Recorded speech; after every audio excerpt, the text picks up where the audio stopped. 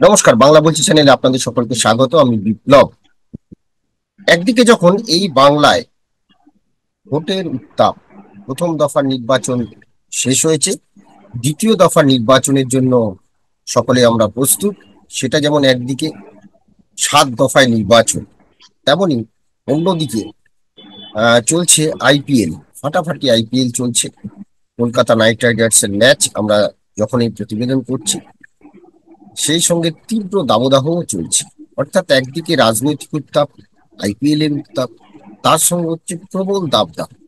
আর এই প্রবল দাবদাহ মানে ঠিক সকাল 9টা বাজলে তারপরে আর বাইরে বেরোনো দুষ্কর যা পরিস্থিতি। কোথাও কোথাও তাপমাত্রা তো 40 ডিগ্রি তো কলকাতা পেরিয়েই গেছে। কলকাতার বাইরে বিভিন্ন জেলায় প্রায় 45 ডিগ্রিও পেরিয়ে যাচ্ছে। কোথায় গিয়ে শেষ হবে জানি না। আবহাওয়া দপ্তর সুখবর শোনাতে পারছে না যে একটু স্বস্তি দেবে, বৃষ্টি আসবে। আবহাওয়া দপ্তর শেষ অব্দি যা বলেছে, বুধবারের আগে কোনো আশা নেই কালবৈশাখী হোক বা যাই হোক। কিন্তু প্রশ্ন হলো যে এত কালবৈশাখী হতো আমাদের ছোটবেলায় এই চৈত্র বৈশাখ মাসে, সে কালবৈশাখী কোথায় যেন উধাও। আর এই প্রবল, মাত্র সবে মাত্র বৈশাখ মাস। হুম। আর এই বৈশাখে কত জায়গায় পাড়ায় পাড়ায় আমাদের 25শে বৈশাখ থেকে শুরু করিয়ে নববর্ষের অনুষ্ঠান হতো, সেসব যেন আজকে সব ছাপিয়ে চলে গেছে প্রবল দাবদাহতে আহ সঙ্গী করে। যেভাবে এই তীব্র দহন মানুষকে ব্যতিব্যস্ত করে তুলেছে, মানুষের স্বাভাবিক জীবনযাপনে প্রবল ভাবে ব্যাঘাত ঘটাচ্ছে, সেইখানটায় যে মানুষ চাইছে স্বস্তি, কিন্তু প্রকৃতির কাছে তো আমরা সকলে কেউ কিছু করতে পারবো না, প্রকৃতির বিরুদ্ধে কেউ যেতে পারবো না। কারণ বিজ্ঞানও আজ পর্যন্ত কিন্তু এই প্রকৃতির কাছ থেকে, মানে প্রকৃতির ওপরে অন্য কিছু তারা আবিষ্কার করতে পারেনি।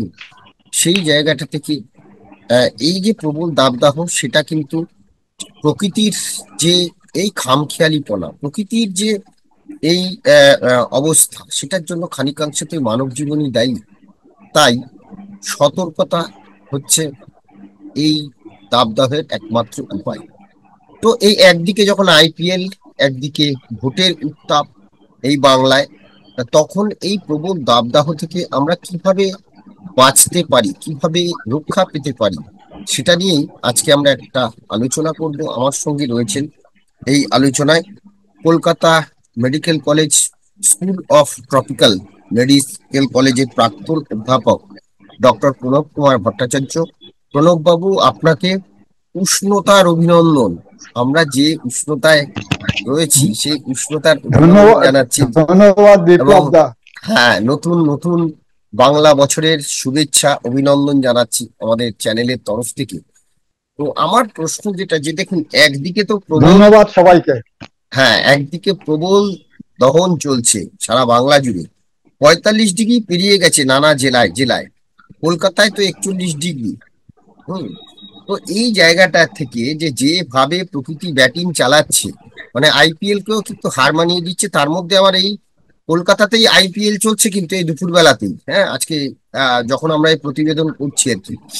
তখন প্রশ্ন হলো যে, আমি ভাবছিলাম যে এই প্রবল দহনে কি করে আইপিএল চলতে পারে। তাহলে এই প্লেয়াররা, তারা কি করে, যেখানে মানুষ রাস্তায় বেরোতে ভয় পাচ্ছে, সেখানে তারা এইভাবে মাঠে দাঁড়িয়ে ফিল্ডিং করছে, ব্যাটিং করছে।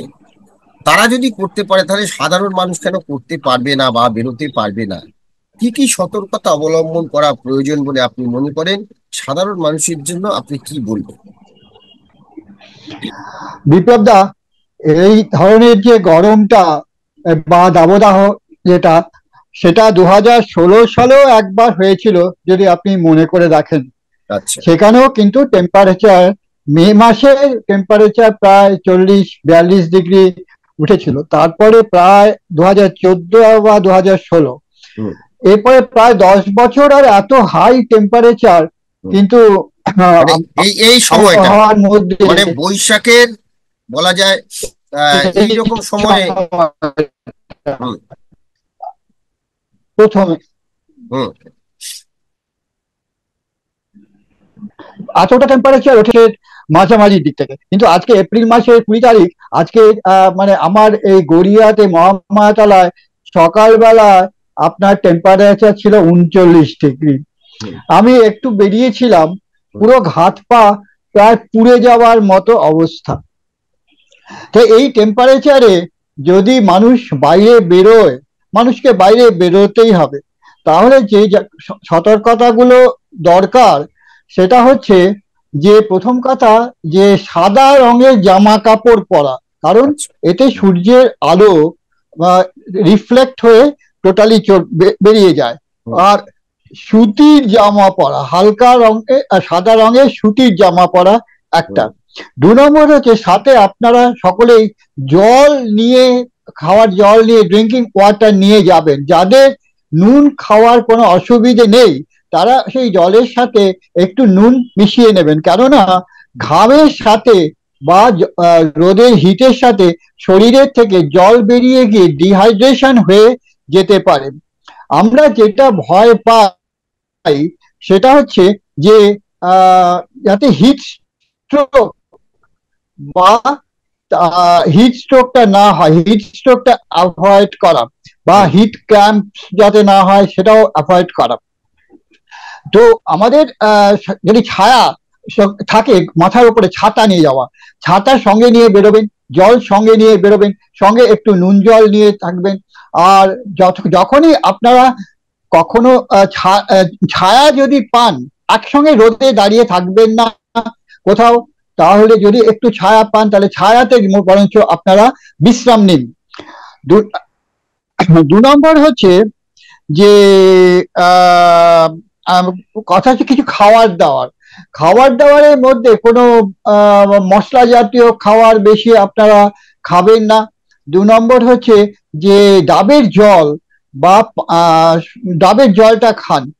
আর রাস্তায় কাটা ফল, রাস্তায় আখের রস, রাস্তায় অন্য কোনো কাটা ফল, এগুলো যতটা না খাওয়া যায় ততটাই ভালো, কেননা এতে ডায়রিয়া হওয়ার, ইনফেকশন হওয়ার বেশি চান্স থাকে। তো টেস্টটা না পেলেও আপনি জল খান। সাধারণত তো আমাদের 2 লিটার জল তো মিনিমাম দরকার লাগে, এখানে বাড়িয়ে আপনারা 3 লিটার 4 লিটার, যদি না আপনার কোনো কিডনি ডিজিজ থাকে। কিডনি ডিজিজে একটা সামান্য মানে 1.5 লিটার থেকে 1 লিটার থেকে 1.5 লিটার জল মেপে দেওয়া হয়। জল বেশি খেলে তাদের কি বলে শ্বাসকষ্ট ডেভেলপ করে।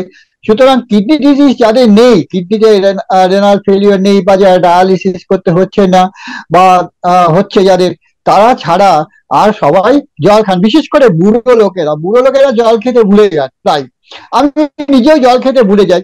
তো কথা হচ্ছে যে জলটা যত যত বেশি খাবেন।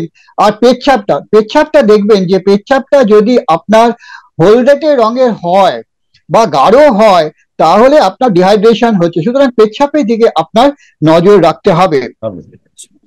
হিট ক্র্যাম্পস একটা মারাত্মক জায়গা, মানে যদি আপনার শরীর থেকে সাফিসিয়েন্ট পরিমাণে সোডিয়াম বেরিয়ে যায়, জল বেরিয়ে যায়, তাহলে যেটা হয় সেটা হচ্ছে যে আপনার পায়ের মাসেল গুলোতে ক্র্যাম্পিং শুরু হয়। ক্র্যাম্পিং শুরু হলেই আপনারা কিন্তু সাবধান হবেন, 1 নম্বর।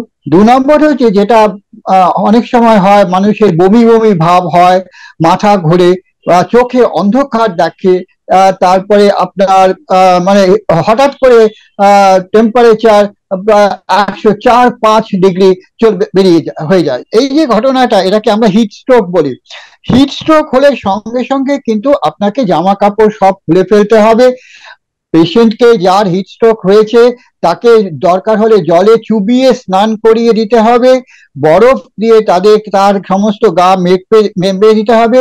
সামনে যদি কোনো ফ্যান থাকে তাহলে সেই ফ্যান চালিয়ে দিতে হবে, জলে ভিজিয়ে, জলে চুবিয়ে তাকে তার সামনে ফ্যান চালিয়ে দিতে হবে।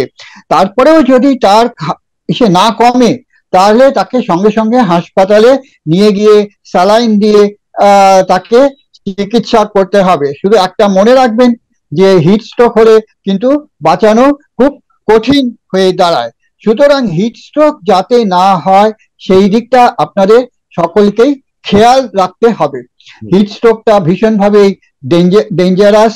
এবং কিছুদিন কালকেই আমি দেখলাম যে একজন ফেসবুকে মাঝারি ভদ্রলোক, বয়স্ক ভদ্রলোক আস্তে অজ্ঞান হয়ে পড়ে গেছেন হিট হিট স্ট্রোকে।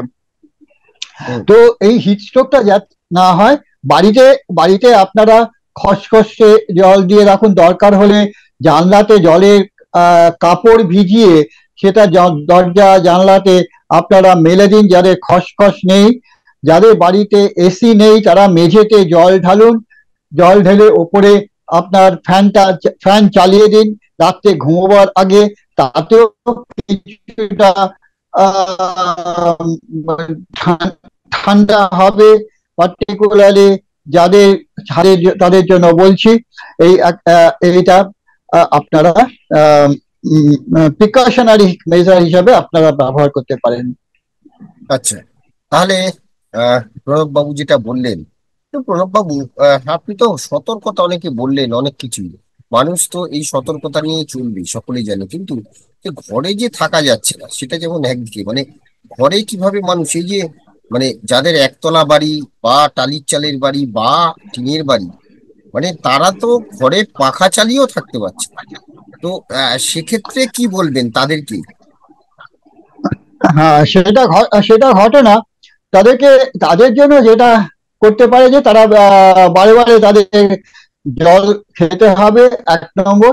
আর 2 নম্বর হচ্ছে যে ওই যে বললাম মেঝেতে জল ঢেলে উপরে ফ্যানটা চালিয়ে রাখলে তাহলে সেই ক্ষেত্রে কিন্তু ঘরটা কিছুটা ঠান্ডা হয়। বিশেষ করে দুপুরের দিকে যদি বালতি বালতি জল ঢেলে দেওয়া হয়, দিয়ে এরপরে মেঝেতে জল ঢেলে আপনি ফ্যানটাকে উপরে চালিয়ে দেন, তাহলে কি হবে, ঘরের যে তাপমাত্রাটা সেটা জলের বাষ্প হয়ে বেরিয়ে যাবে, সঙ্গে হিটটা নিয়ে চলে চলে যাবে।